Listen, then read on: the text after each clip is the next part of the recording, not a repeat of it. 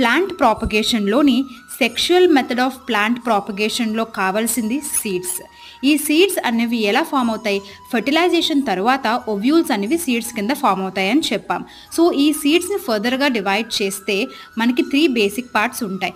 ఒకటి దాని చుట్టూరా ఉన్న protective layer called as seed coat, దాన్నే టెస్టా అని అంటాం. దాని లోపల ఫుడ్ రిజర్వ్స్ని స్టోర్ చేయడానికి ఉన్న important part endosperm. And third important part embryo.